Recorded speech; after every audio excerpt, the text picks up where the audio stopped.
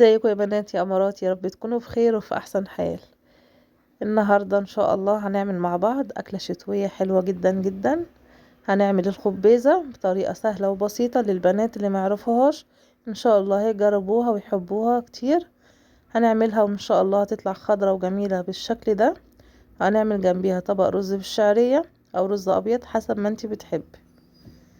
طعمها جميل جدا، ما تقوليش لا مش هجربها، الاكله غريبه. يعني لو انت مش متعوده عليها ممكن تستغربيها، بس بجد هتحبيها. هي شكلها عامل زي الملوخيه بالظبط، ولو انت بتحبي الملوخيه اكيد هتحبي كمان الخبيزه. وطريقتها دلوقتي وان شاء الله هتعجبكم كتير. اول حاجه نسمي الله ونصلي على الرسول عليه افضل الصلاه والسلام. صلوا كده على اللي هيشفع فيكم. زيدوا صلوا على نبينا محمد عليه افضل الصلاة والسلام. اول حاجة هنجيب الخبيزة خضرة كده وجميلة، وما نجيبهاش اللي هي الورقة الكبيرة عشان ما تكونش خشنة معاكم. نجيبها كده الورقة الصغيرة او المتوسطة. يعني لما تيجي تجيبي كده من الفلاحين اللي هم في السوق، تنقيها كده خبيزة جميلة كده زيك. فهنشتري بقى على حسب ما احنا عايزين 2 كيلو كيلو، بس الايه الكيلو ما شاء الله برضو هيرمي معاكي كتير. هنجيبها بقى نقطفها بالشكل ده، هناخد منها الورق. وبعد ما نقطفها كده زي الملوخية، هنغسلها بقى غسلة تكون غسلة كويسة اهوت. وبعد ما نغسلها كمان هننقعها في قلب الطبق، علشان خاطر لو في حاجة لازقة في قلب الورقة بتاعتنا تطلع.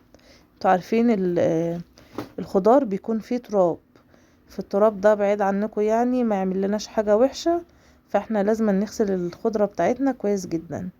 وبعد كده هنجيب الحلة على النار تكون فيها مية سخنة، وهننزل بالخبيزة زي ما انتوا شايفين كده. بعد ما صفيناها من المية نزلناها بقى في مية سخنة بالشكل ده، وحطيناها على النار تكون النار متوسطة.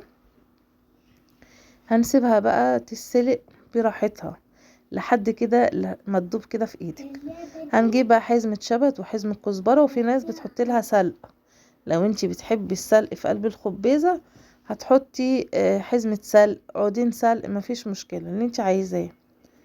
يعني على الكيلو ممكن تحطي حزمة سلق صغيرة، تاخدي برضو الورق بتاع السلق.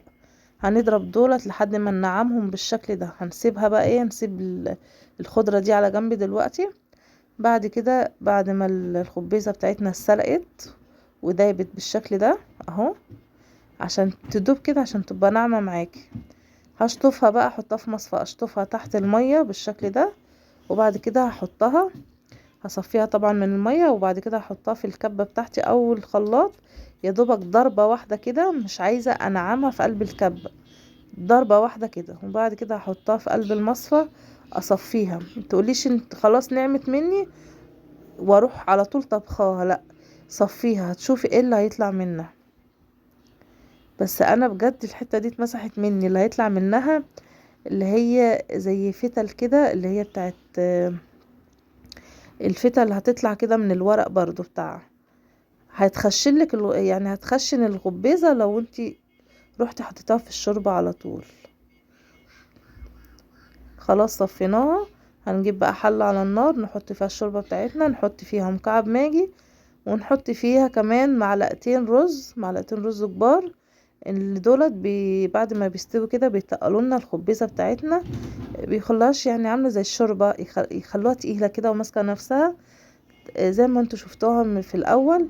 وكمان في ناس بتحبها تقيلة عن كده، يعني في ناس كمان بتزود لها الرز عن كده، بس ده اختياري، يعني انا بحب ما ازودلهاش الرز قوي. وبعد ما الخبيزة بتاعتي صفتها وجميلة وخضرة وبجد تجنن، وكمان الخضرة اللي انا ضربتها في قلب الكبة صفتها، لازم برضو تصفيها. حطيتها طبعا في الشوربة زي ما شفتوا. هنسيبها بقى ايه تغلي كده على نار هادية لحد ما نعمل الطشة الجميلة اللي هي زي بتاعة الملوخية بالظبط. نحط معلقة سمنة كبيرة، ونحط معلقة توم كبيرة تكون مفرومة.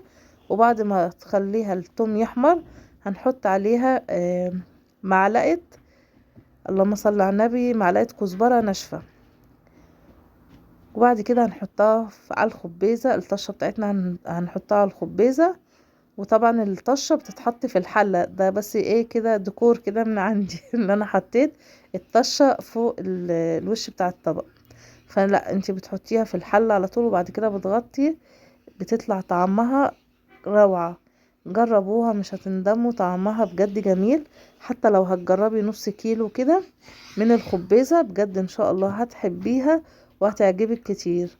ما تنسيش بقى يا قمر تحطي لي لايك وتشتركي في القناة وتفعلي زر الجرس على الكل عشان يوصلك مني كل جديد، ويا ريت التعليق بتاعك الحلو زيك. شكرا لكم جدا، مع السلامة.